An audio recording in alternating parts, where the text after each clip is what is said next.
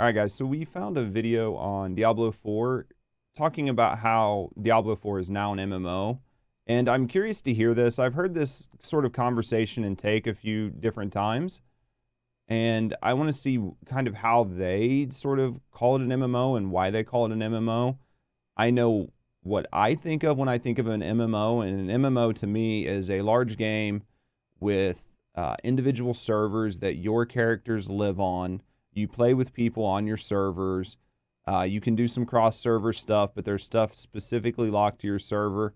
And the biggest part of an MMO for me is typically the monthly sort of fee that you pay to help keep the live service running. Those are sort of like indicative things to me of it being an MMO. I'm sure there are other things, and there's probably some nuanced things in there, but that's kind of, for me, what's an MMO, and I don't really see that in Diablo 4, so I'm curious to see this and hear their take and talk about it with you guys.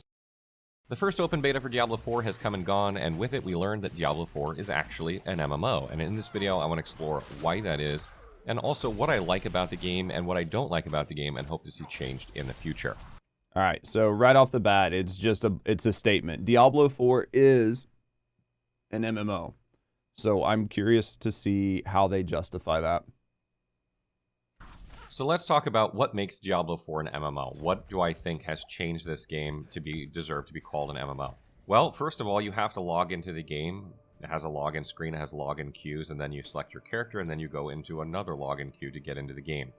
This isn't something particularly new to Diablo. Specifically, when you're playing Diablo 3, you had login queues. Diablo 2 Resurrected also had login queues.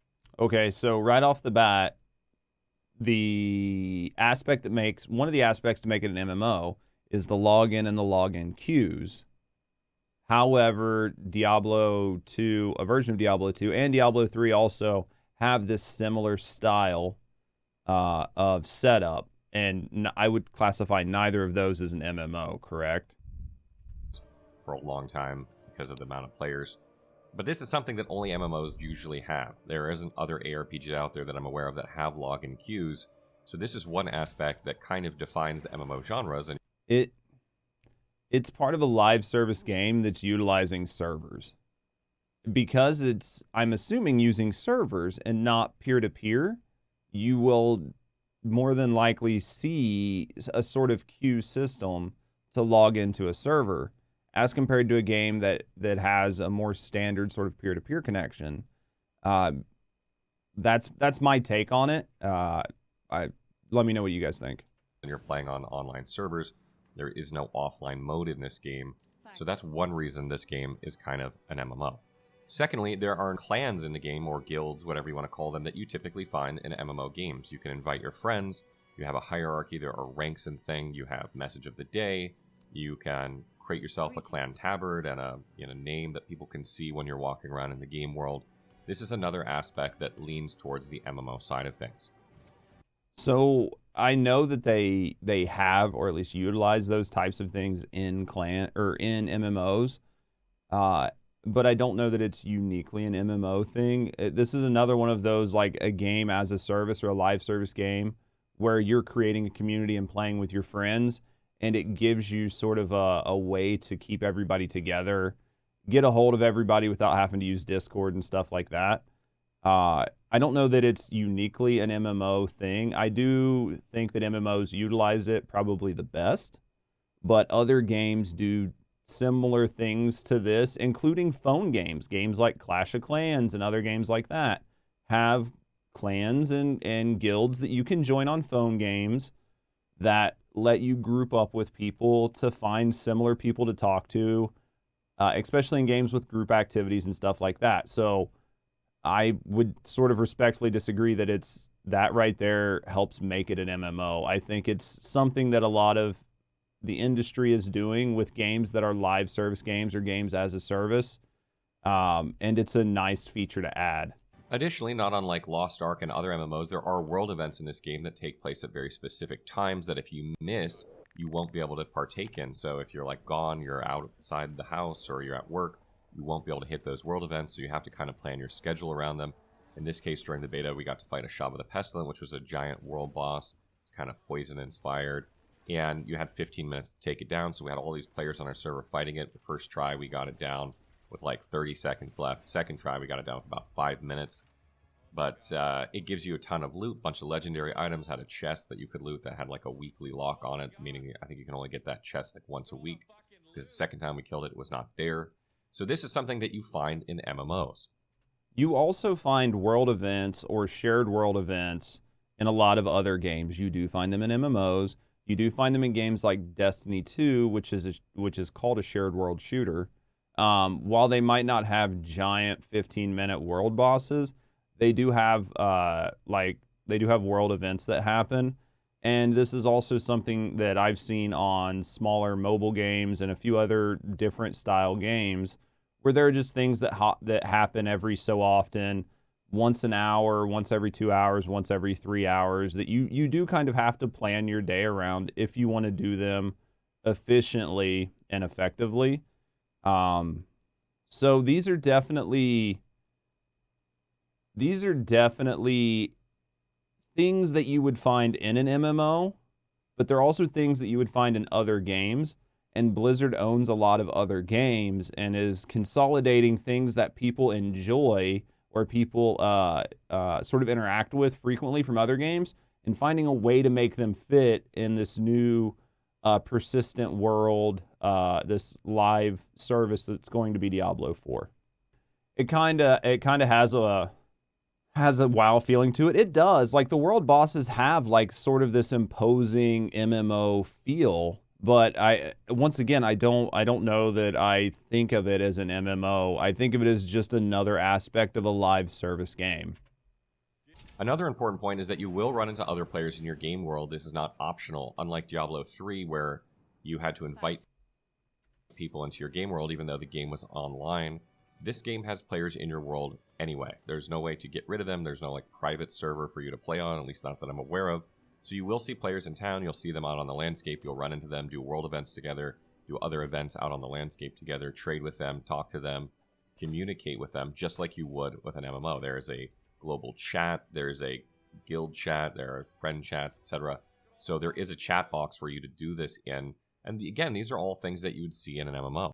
And they are. So to be fair, the shared world experience, seeing people in social hubs, seeing people on the world map, having a chat box, these are things that would be considered something you would see in an MMO. But PC games for a long time have had chat boxes, especially with any type or sort of any type or sort of shared world experience, or where you're playing with multiple people. It's not unheard of to have a chat box. Even playing like I think it was Warhammer, and pretty much Diablo has had a chat box for years. Yeah, like most games that you play that have multiple people in it on PC have a chat box. So the chat box, not crazy. And like playing Diablo 3, like I see other people in town. Granted, they have to be like in my party. Other than that, it's me by myself. But there are other games where you would run past people in social hubs if the game was a shared world game and it was considered a live service game.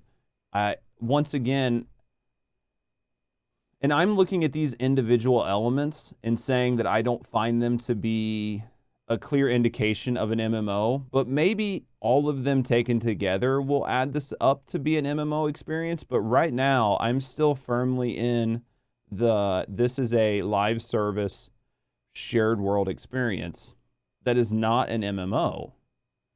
The reason is you're not buying the game and then buying the yearly expansion or the annual expansion or the seasonal expansion and paying 10, 15, 20, 35, whatever dollars a month to access those services. And if you don't pay for that, you're locked out of the game. That's not what's happening here. That to me is an MMO. If I cancel my subscription to World of Warcraft today, I can no longer play World of Warcraft. If I cancel my subscription to Final Fantasy 14, I can no longer play Final Fantasy 14. Do you know what I mean? Like, that is an MMO to me. And lastly, the game features... unless it was a free MMO, but free MMOs don't really exist in the way they used to back when I was younger.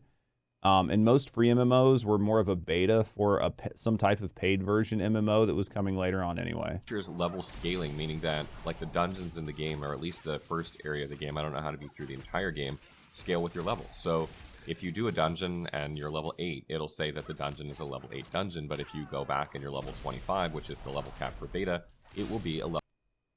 Final Fantasy XIV has a whole culture of free players under level 60, so as long as you stay under level 60, you have access to a lot of the game then, right, Terea? But there are certain things you just don't have access to if you're under level 60. I mean, that's my assumption, right? You don't have the big stuff, but you can at least pay, or you can at least play the basics of the game, or stay in there and be like a free-to-play rat. Or more than the first expansion. Okay, well, that's an interesting sort of take on it. That allows people to get in and play the game and have fun, right? Or if your subscription lapses because you can't afford it, all the items, I assume, just get locked out and you just default to like this base level character. Or like a base, not a base level, but like you just can't do anything more than the basic expansion stuff. Level 25 dungeon. This means the enemies inside will be a level 25. And that's not something you find in typical ARPGs. Normally, like Act 1, if you play like Diablo 2 Resurrected or Diablo 3 or any other ARPG, is a certain difficulty, and once you are powerful enough, you'll just face roll that difficulty. That is not the case so far, at least in the way the beta has shown. So, I kind of want to talk about this, because I don't know other ARPGs, but I do understand Diablo 3, because I've been playing Diablo 3. You have like world tiers, right? So like your difficulties. So like Torment 16 is the highest difficulty you can set the game on, without like doing greater rifts and pushing your difficulty higher. And it's true that it doesn't get harder or easier. It doesn't scale with you. Once you set the game to world tier 16, that's how hard monsters are. They don't scale up, they don't scale down. So if you're under leveled going into that zone, you're going to get face rolled. But once you do get stronger, and most people do, after a while you just roll right through that content because it's set at world tier 16. Diablo 4 does seem to have a world tier system. And that world tier system, I assume, is going to change the scale and the difficulty of the NPCs that you're fighting. Now, so like Act 1 versus Act 5, when I play Diablo 3 right now, it doesn't really matter what level they are. If I have it set on World Tier 16, everything fights like it's a level 70 at whatever difficulty that 16 Torment, you know what I mean, cranks it up to. So for Diablo 4, what it appears is you have zone minimums. You have a minimum level that the mobs will be in that zone, not a maximum. So if you go to a zone early and you are below the zone minimum, the monsters will never be below that level. If you are above that, they will scale up to meet your difficulty level, or they'll scale up to your level. And then that's also going to factor into the world tier difficulty multipliers. So there's a little bit more to this system than just the monsters scale to you, and it doesn't really happen in other games, and because of that, it's like this nuanced thing. A lot of games have been sort of switching to this like instance phased sort of gameplay where you can play with your friends who are of a similar, or who are of a higher or lower level than you, and the mobs in the area sort of like phase to match to where everybody can do some sort of damage to them, unless you're not at that minimum, in which case then you just have an uphill fight. Yeah, 60, but I think they'll open up Stormblood with 70 next X pack, but no, after your free trial, I don't think you can go back. So okay, so those are interesting things though, Isa and Terea. I think scaling is good because it allows people to actually play the game without face rolling or struggling to the point that they stop playing. I think that at some point you will face roll. Like, I think once the world torments come in and you gear up, and you're on the highest torment, like, I think you'll get back to face rolling like you do in Diablo 3. Like, I really do. I think you will. I just think in the beta, it's really hard to sort of see that because we only had access to 2 world tiers and we didn't have access to a full suite of gear and everything else. Yeah, the gear makes a difference in any situation, right? Like, once you can stone out your gear and upgrade it, and that's going to make a huge difference. And then plus your Paragon levels, right? Like, you might be a level 1 with a level 200 or 300 or 5,000 Paragon, depending on how high it goes, if Paragon's account wide. So a brand new account with 5,000 Paragon is going to face roll everything. You know what I mean, in Act 1 if you play on easy mode. Like, it's just going to fall over dead when it sees you. It's that the enemies just keep growing with your level. This is something you would see in an MMO. Generally, MMOs like Elder Scrolls Online have a system now where enemies are about the same difficulty for you no matter what level you are. And it seems like they've done something similar here. Now, there are like level ranges for each zone in the game, and it's possible that because this one is capped at 25, that they don't go higher than that. You might face roll it if you're level 35. We don't know that for sure. But just playing the beta, it seems like enemies are going to scale up to your level, so you'll never really face roll them unless you get the gear that sets you apart to face roll them, but your level isn't going to play a huge impact in that. And to be fair, like your level really doesn't play that much of an impact in that. Even in Diablo 3, like getting to level 70 is the bare minimum to start grinding for the end game. So like everything being up to level 70, that's just going to make sure that those zones just aren't complete cakewalks when you run through them. But once you have the gear, you're just going to fly through them running your bounties like you do in Diablo 3. You had a face roll moment when you played your Demon Hunter on EU. It kills everything in one hit, even though it's almost on the highest torment level. Exactly. Like right now, my Necro on torment 16, it doesn't matter. Like when I'm running bounties and stuff, they might as well be level 1s. Like it literally doesn't matter. The only good thing about torment 16 is I get enough gold and XP to make it at least give me something when I'm running through there. But over 1,000 Paragon, even that really starts to scale down. So now that we've talked about why Diablo 4 is an MMO, I want to talk about what the pros of that are, along with the other things that I really like. So, I respect Vectra's I respect his opinion, but I disagree that Diablo 4 is an MMO. And after listening to the arguments, there was nothing in there to me that told me that the game was an MMO. I still believe that it is a shared world ARPG that is a live service game. I don't think that it's an MMO. But I am curious to hear what the perks are of it being a quote MMO. And then we'll get into the cons of it. So the first pro of this game being an MMO or an online RPG is that or an online RPG. I will agree that the game is an online ARPG. It's going to have tons of content, and the size of it is going to be huge, and there is going to be a lot of support from Blizzard for this game. We did see them support Diablo 3 very well, in my opinion. The game was an absolute disaster at launch. It is in a much, much better place right now. That game has come 360 in terms of like what that game was and what it is, so I think you can expect Diablo 4 to be supported, have tons of content, and even if you're not totally happy with where Diablo 4 is right now, I think, again, this game will just get better and better over time, and it's not going to like die off in a couple years, you know, in this game. I agree with that. I don't think the game's going to die off in a couple years. I think it'll probably start out and it might underwhelm some people, but you'll have to give it 4 seasons or whatever. You'll have to give it a couple seasons, maybe a year, and you'll really start to see it hit its stride. Once the game is there and they have something to build off of, instead of trying to build it all from scratch. The game's going to keep getting patches, keep getting things to do, and I think that's one of the pros. The next point is we have Diablo as an MMO. This is something I've been wondering about for years. Like, how would Diablo work if it was an MMO? Would it be better than Diablo if you could just take your character and have a limitless sanctuary world to play in that just constantly gets updated? You don't have to move to another iteration or another iteration of sanctuary, but just keep playing in the same one with constant updates for your character, with skills and new equipment and new itemization, and have your friends, etc. Right. So this is something I've been wondering about. I'm sure other players have as well. And Blizzard did World of Warcraft, which is obviously the most popular MMO of all time. Right. I mean, you're dealing with a company that has the backing of Blizzard. Love it or hate it, like or hate the game, it still stands head and shoulders as the most successful MMO of all times. That's not to say other MMOs aren't as good or better, or catching it, or maybe even leaving it in the dust a little bit because it's not as fast to make changes as like some maybe smaller, more agile games or some newer games that are really vying for market share. But it does have Blizzard and Activision behind it, and they've got a lot of tools in their toolkit. So them making MMO is, not the end of the world here. And I think that it's something I'd be curious to see how it pans out in the long run.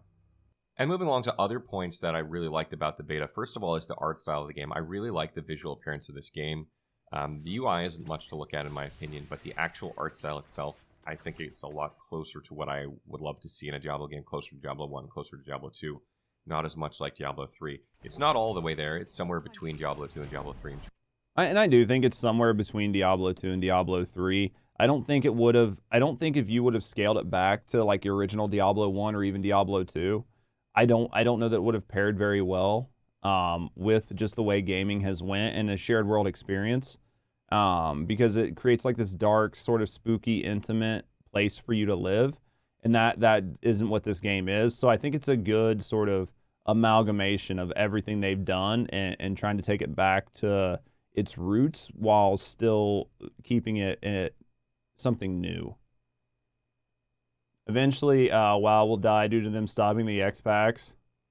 Yeah, I mean, at some point, every game dies. Like, every game dies at some point. That's true. In terms of the way that they've done it, but I like the direction it went. Feels more like Diablo to me.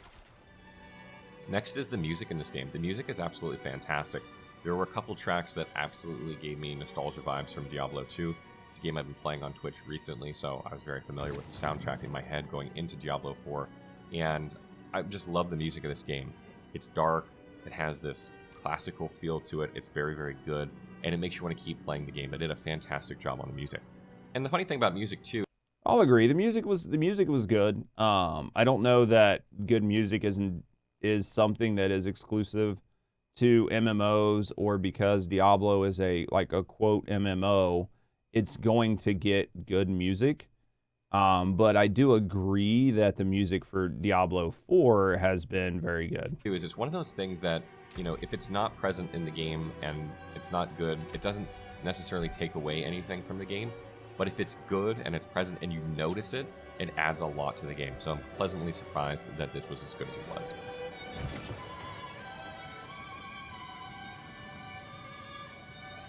And next up is combat. I really like the dynamic combat of Diablo 4. I love that you have a skill bar and you're figuring out what skills you want on there. And I felt like I was using my skills all the time.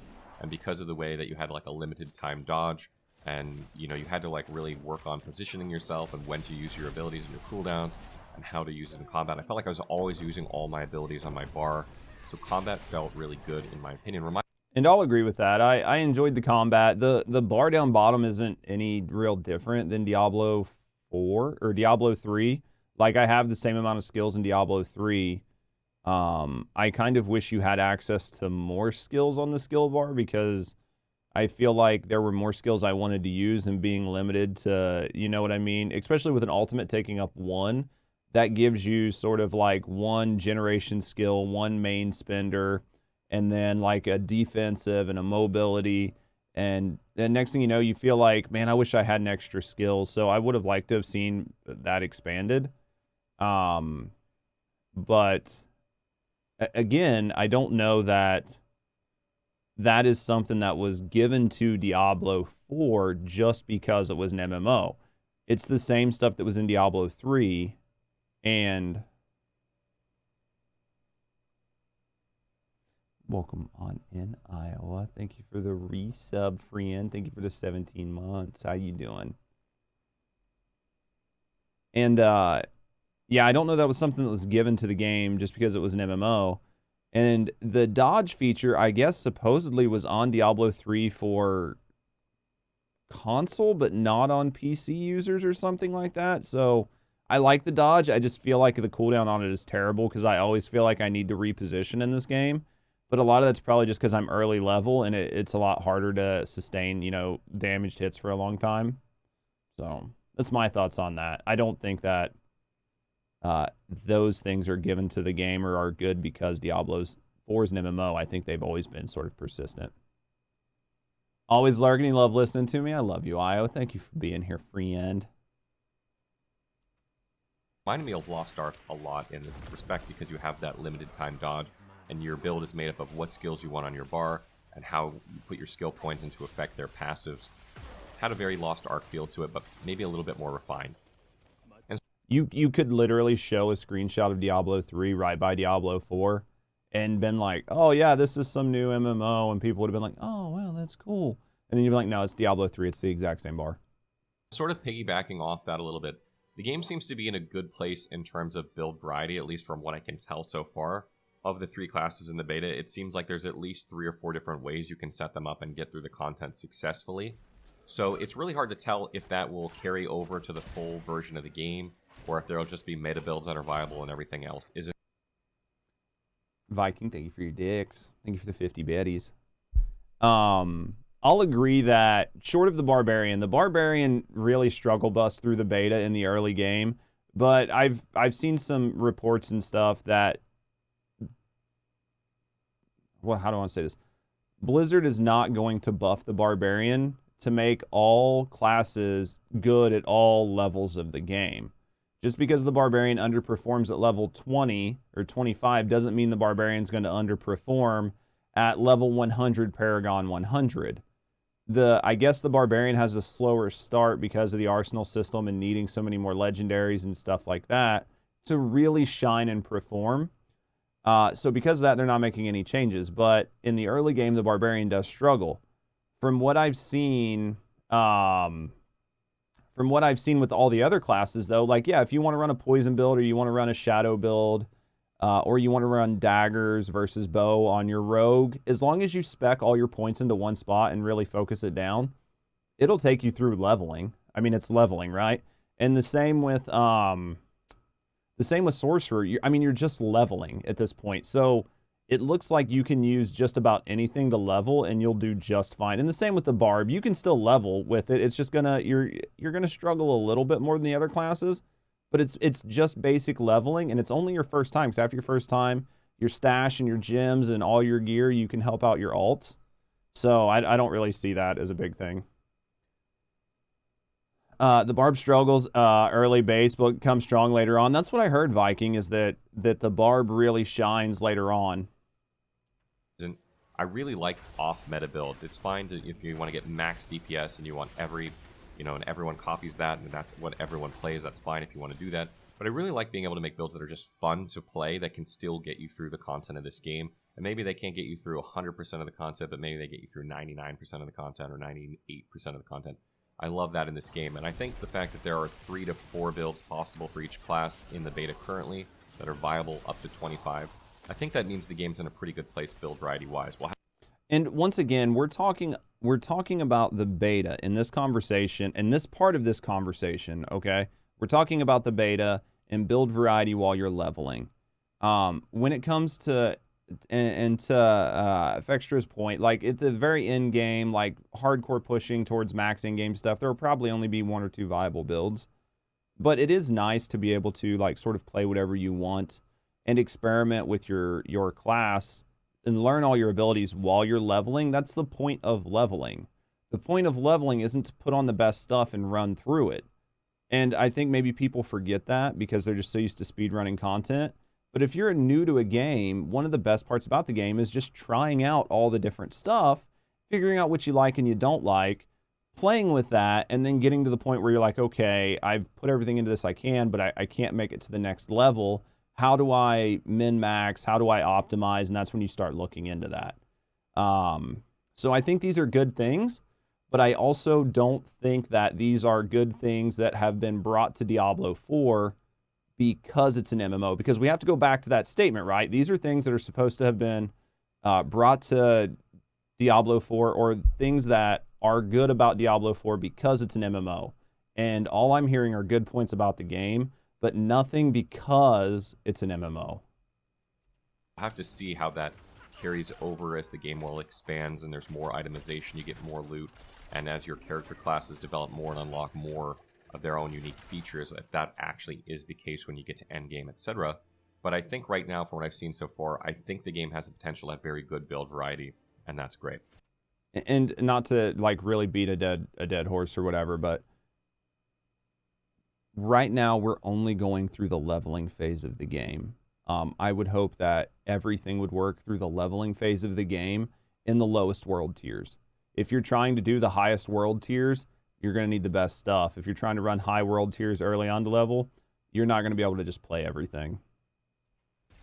And I will say, too, that the classes felt very different from one another. The Barbarian felt very, very tanky, and it didn't have the highest DPS, but it was very, very tough to kill. The Rogue was pretty squishy, had decent damage, was very, very good on the mobility front, and the Sorceress, of course, was absolutely obliterating everyone. Everyone and their mother was playing Sorceress during the beta just because they were absolutely top-tier DPS. So we'll see how the balancing pans out, but it was really nice to see that the classes felt and played differently from one another, and I hope that carries over to the Druid and Necromancer next week. And I had I don't want to go into this too much because it's just about leveling. But I'll agree that all the classes did sort of feel different, and that was a good thing. But then again, they don't all feel good because the game is an MMO. They felt good because they were designed very well, and they each have their own unique playstyle. And with only having a handful of classes in the game, it's going to be very easy to give them their own identity. As you start adding more classes, things start to get muddy because you sort of have to like rob from Peter to pay Paul in that situation. But I think that, yeah, I'll agree that everything did feel really well. I've got I can sort of disagree on like some of the assessments of the classes, but that's not really important. The important part is Diablo 4's classes don't feel good because it's an MMO. Diablo 4's classes feel good because they were designed well. This weekend as well. So now that we've talked about the pros of Diablo 4 being an MMO and the things that I've liked about it so far, let's talk about the cons. The first con is obvious, I think, to anyone who's a Diablo fan, and it's that the Diablo 4 is less like Diablo than any of the other Diablo games. Diablo 1 is probably my favorite of the Diablo games, with Diablo 2 being a close behind, and that's just probably nostalgia more than anything. Diablo 2 is obviously a better game than Diablo 1, but Diablo 1 was my first online experience in gaming, period, playing co-op, and I was blown away by that. And Diablo 1 was a great game, and it's nostalgia goggles 100%. We've talked about it before numerous times. It was definitely nostalgia goggles. The guy has a strange way to stamp this as an MMO. From what I've seen so far, I would have to disagree with Fextra that it's an MMO. But Diablo 1 and Diablo 2 were good in their day, but they're definitely better games. I really, really enjoyed that, but I played Diablo 1 and Diablo 2 primarily single player, and I feel like Diablo has always been a single player game first, with multiplayer tacked on that people could optionally do, but it was designed to be a single player game with that aspect added on. Diablo 3 kind of went a different route with the online login required to play online, which obviously didn't sit well with people because there was no way to play offline. You couldn't even play offline if you wanted. Even if you wanted to play single player, or even if you wanted to play multiplayer offline, you couldn't. And now with Diablo 4, there isn't even a way to remove people from your game world. So now it's multiplayer first, single player last. And honestly, that's not what I expect from Diablo. If you call the game Diablo, that's not what I expect to see in that game. However, I'm enjoying the game so far, so I don't mind as much because I think they've done what they've done with Diablo okay. But to call it Diablo and then just change what the just core nature of the game is didn't sit with me that well. And maybe this is a point to disagree on, or agree to disagree, or maybe I just don't understand the point very well. But Diablo 4 is sort of a departure, but it's also a I don't want to say a step up, but it is Diablo sort of evolving. If you made Diablo 4 in the exact same style you made Diablo 1, you would sell the game, you would sell a couple copies, and that's it. And we talked about it in a previous video about how, games without some sort of like online aspect and microtransactions, they're not very profitable for companies to make anyway. So I feel like Diablo 4 is a natural progression for Diablo moving forward. And I feel like it felt like playing a Diablo. It felt like playing some type of Diablo that felt closer to Diablo 3 than it did Diablo 1 or 2. And that's not necessarily a bad thing. And I also don't think that Diablo 4 plays like that specifically because it's an MMO. I think it plays the way it plays with the shared world experience and the shared world spaces and stuff like that because it's a shared world game. And that's not necessarily a bad thing. It just might not be the exact thing you wanted if you wanted a single player Diablo, because it's not. Is it bad? We need to play the game for a while to find out if it's bad. My guess is that it's not bad. So obviously the next con of this is that come launch day, you're obviously going to be waiting in queues. There are going to be server issues. Even if there aren't server issues and everything goes smoothly, you're going to be waiting in a queue to play this game. And if you're playing the game and there is a server issue, or your internet cuts out for a second or something and you get disconnected from the game, boom, right back into that queue, however many hours long that is. Mm-hmm. If you're playing Diablo, you don't expect to wait in a server queue to play a game. That's not what Diablo has historically been. So if you think of it as an MMO when this game comes out and you took time off work for it, know that you're going to be waiting in queues. Wake up early if you want to play all day and log yourself in before you get your breakfast and go back to sleep or something like that, because there are going to be server queues for this game for the first foreseeable couple weeks or month of this game. So, hold on a second. Yeah, most of today's players want co-op with someone, not to just go solo offline mode. Yeah, I think a lot of the solo offline mode is a generational thing. And I mean, yeah, it's nice or whatever, but most people enjoy the social aspect of gaming. As for the queues and all that stuff, and Diablo shouldn't have queues and stuff like that, Diablo 4 will not have queues outside of launch. If you are 7 weeks into the season, you are not going to have to get up 3 hours early and log into the game and then go do your stuff and come back 3 hours later because you had a 3-hour queue. You are only talking about the launch of a game that is a persistent online game.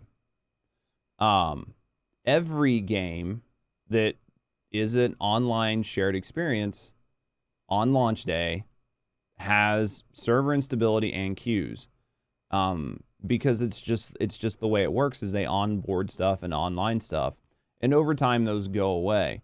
So while I would say that is definitely a negative, that is not a negative to Diablo 4 because it's an MMO. That is a negative that happens to all shared world games on launch day. In the start, it had 2 to 3 hour queues in the first 2 weeks. And that's my point, right? Like, everything that has been discussed in this is kind of insinuated that maybe, there have been a few points that wouldn't have, but a lot of it is that you could almost classify Diablo 3 as an MMO, and I don't think you could. I said almost.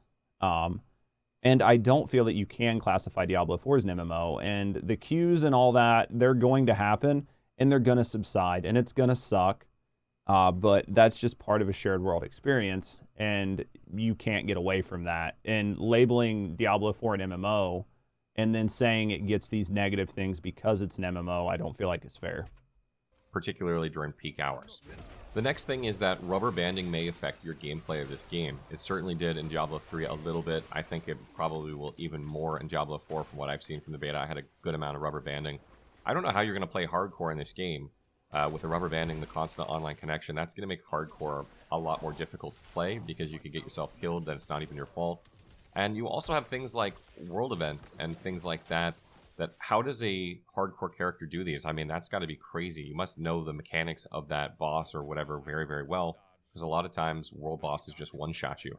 So if you get one shot as a hardcore character, like a lot of people did during the beta, doing that world boss, that's the end of that. Or maybe you just skip doing world bosses as a hardcore character, which kind of sucks. So we'll have to see how that goes. But it's going to be a lot harder to play a hardcore character. So, about the hardcore character, the rubber banding, I agree. Rubber banding and server instability causing your death sucks. And there's nothing you can do about that, right? Like, I'll agree that absolutely, that sucks, right? But to say, like, you can't do the world bosses or you can't do X, Y, and Z because you're a hardcore character, when you play a hardcore character what the risks are. And you know what you're risking every time you play a hardcore character. And that's your choice. You decide if you want to put up that YouTube video that shows you as a hardcore character low manning a Shiva, or you as a hardcore character on day 500 in the PvP zones and stuff like that. That's your choice as a hardcore character.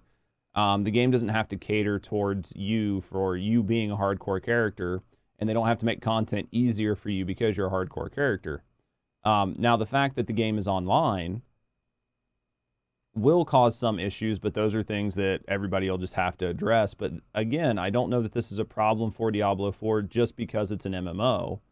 I think that it's just what it is with a shared world game. Would it be easier to make a hardcore character on your own PC where you could control every variable and know you have the best connection? Absolutely. But these are just the risks we take. There are risks to playing hardcore in Diablo 2 and Diablo 3, exactly. There really are. I mean, there's always a risk to playing a hardcore character, and you're always at risk of losing things. I don't think that it's a problem just because Diablo 4 is an MMO. Sure, I think. And then the next point is obviously microtransactions in the online store and how much impact that's going to have on this game. It's a big concern after Diablo Immortal and the way that game was designed. So I'm going to beat on this drum for the next, 90 days or something like that, 60 days. I'm going to beat on this drum for a while. Until Diablo 4 is out and until we see the microtransactions, there is literally no reason to bring up Diablo Immortal. Diablo's team has said that they're not going to do anything like that. So until it is proven otherwise, we have to take it at face value. And we can't just assume that Diablo 4, because it's an MMO, is going to be plagued by microtransactions that break the game. I can't... I'm trying to remember if there were microtransactions in World of Warcraft that broke the game or broke the economy. And I've never played Final Fantasy XIV, but I'm going to imagine that there are not a lot of microtransactions in those games that break the economies. Now, I've played some free-to-play MMOs that had a very heavy sort of influx of cash that could really affect the game, but that was you kind of knew that going into those games. So I don't really think this is I think this is a moot point right now. You think Blizzard's learned from its mistake? I think so. We'll have to wait and see. And the fact that, Asian MMOs in general tend to be pay to win, and this game is kind of stylized in the way an Asian MMO would be. We know there's going to be a battle pass for this game. We don't know what's on it. None of this stuff was in the beta, so I don't really have a lot of visibility to that. But there are concerns there that maybe this game might be pay to win, or it's going to be, pushing the store all the time. I personally think Blizzard is smart enough to just put cosmetics in the game store and sell cosmetics because people like the game and they want their character to look cool or whatever. That's kind of what I visualize them putting in their store. I'm not super worried about this game being pay to win, but there is a concern for that, and obviously time will tell if that is a valid concern or not. I agree that it's just a time will tell, and that's what we have to do. On YouTube when it comes out, I appreciate you, Isa. Thank you for being here, Friend. Thank you for hanging out with me. I think Vextra kind of there at the end kind of qualified it the same way I would, which is you just need to wait and see. But I don't see that because Diablo 4 is an MMO that the microtransactions are going to ruin the game. I don't know that I would classify Diablo Immortal as an MMO, and the microtransactions completely destroyed that game. Another negative point for me, which is the level scaling of this game, is that I wonder if gameplay is going to grow repetitive. And I think level scaling may play an impact in that. And that's because when I was going through the beta and I was doing like the dungeons and stuff like that and out on the landscape, it took me a little while to get through the mobs. And obviously my build wasn't optimized all that time. And you can say, well, maybe you need to set up your build differently, etc. And I tried a lot of varieties of different builds and things like that. But it always felt like when I was going through dungeons, I wasn't just tearing through at the speed I felt like I should be or have in previous games for the amount of progress that my character had made. It felt like the entire time, or pretty close to the entire time, the speed at which I cleared a dungeon was roughly the same. Like, it never felt like it was getting faster as my character was getting more powerful. And I worry that by the time you get to, the end of the campaign, or you get to end game, whatever you want to call it, that's the pace hasn't changed for you the whole way. Your character doesn't feel stronger, so you're just going to start avoiding activities because they aren't going faster for you. So I do worry that gameplay will get repetitive over time. The nature of ARPGs in general is a bit repetitive in my opinion, just because of doing activities over and over to farm loot. So I think there's a bit of a resistance from the community at large against this, so I don't think that's necessarily a point that everyone needs to be worried about. But I am not a big fan of repetitive gameplay. So, all right, so with the level scaling and the repetitive gameplay and stuff, the level scaling, we've talked about it before, and I'm sure I have tons of points I can make on this, but right now I'm just kind of drawing a blank. You have to remember that for the beta, we were using leveling gear, and we were playing on World Tier 2, and we didn't have all of the best gear, and most of us, and I don't know if people didn't realize this, or maybe I was just really unlucky in my 30, 40 plus hours of playing, most of my gear didn't drop at level 25. Most of my gear dropped at between levels 8 and level 16. So it's not like you were even wearing level 25 gear while you were doing it. So I know everybody wants to face roll as you get through content, and I think you will when you get to the end game. But I think as you go through the game and as you're leveling and as you're learning your class, things are going to level and scale with you. And you will get better over time, and you'll get better skills, and you'll get better passives, and you'll get better Paragon to combat that and start getting your build to come together and start synergizing your build and find that you do start face rolling. So I think some of these types of things are a little premature at times when I hear the conversation. So there's that.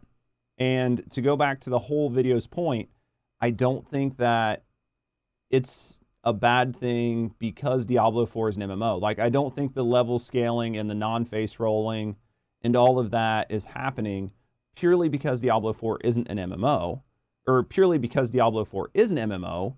I think it's not happening because you're just leveling your character on the lower world tiers.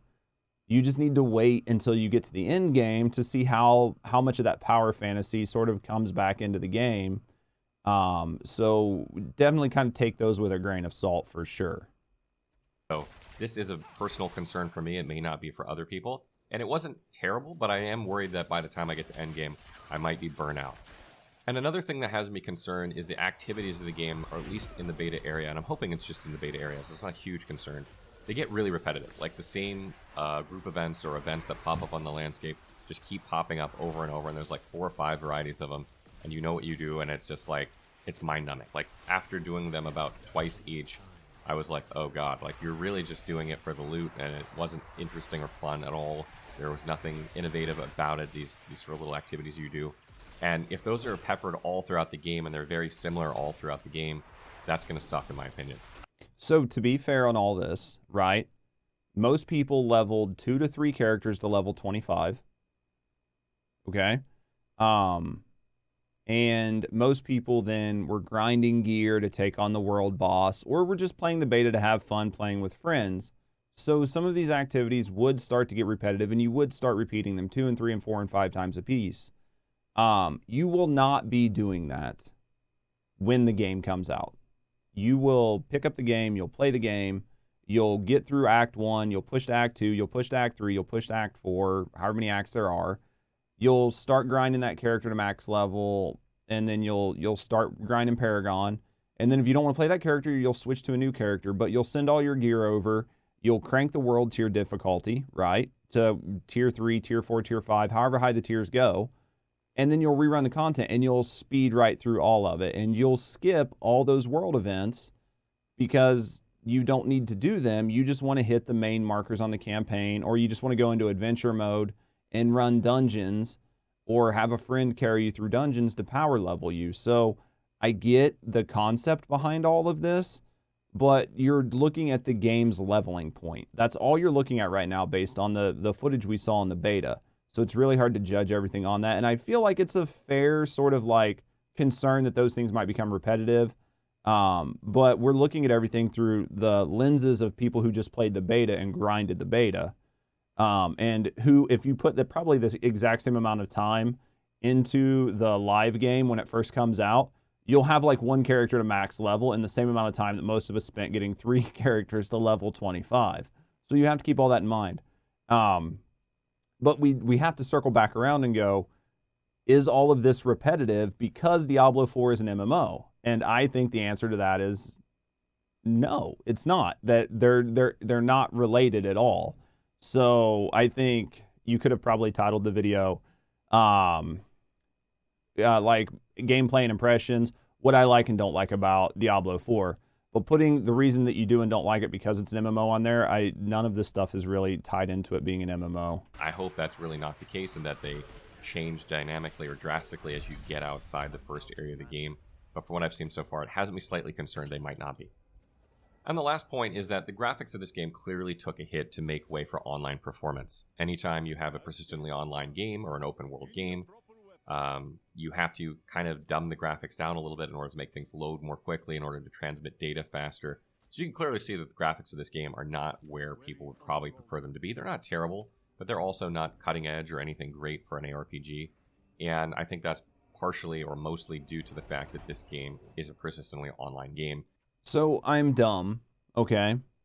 So bear with me because I'm not very smart. But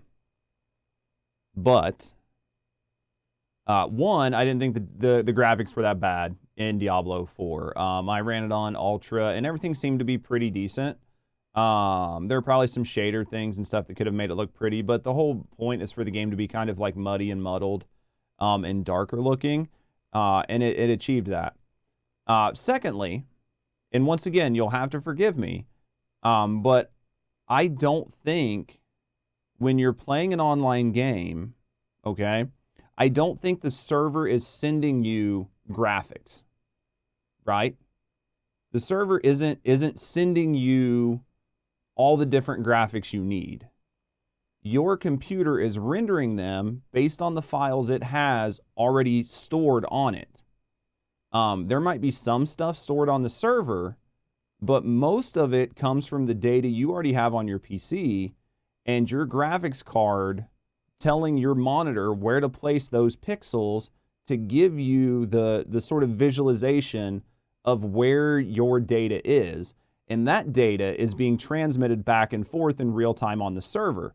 So the server's saying, hey, there's a warg here. Hey, there's a fucking mountain here. Hey, your character's here, or roads here. The light's coming from this angle. That's what's being transmitted back and forth. And then it's up to your PC to sort of display all that for you. So I don't think because the game is getting bigger or whatever, or because it's like an online game, that your graphics necessarily have to take a hit in order for that to happen. Because as far as I know, the servers aren't sending you graphics. They're sending your PC information, and your PC has to sort of like render that in real time. Now, where the disconnect might be is where the server says an NPC is at the exact moment versus where you're rendering it, or where a character is versus where you're rendering it. And that's when you get like people teleporting through walls and phantoms and stuff. But that's just me. And maybe I'm wrong, but that's the way I understand gaming and the way I understand like computers and all of that. That's the way I see it. Now, there might be something that you get from the server, but most of everything comes from your PCs. So I don't think that that's to the detriment of Diablo 4's graphics. And I don't think Diablo 4's graphics are bad because it's an MMO. Most people say that the graphics were actually very good for Diablo 4. So this was actually an interesting point that I didn't expect to hear. And they needed to make that throughput through the internet faster so that there would be... How's it going, Big Mickey? I'm doing very well. Sorry, I was like, we were going over a point on the Diablo 4. Is Diablo 4 an MMO? And that's what we were kind of talking about. How you doing today? Less rubber banding and obviously, less lag, etc. So that's one of the reasons I don't think a lot of people are impressed by what they're seeing visually from the game. So to kind of sum up my final thoughts for Diablo 4, I didn't go into it with huge expectations. Diablo 3 tempered my expectations. I went into Diablo 3 with massive expectations based on Diablo 2, arguably one of the best games I ever played growing up.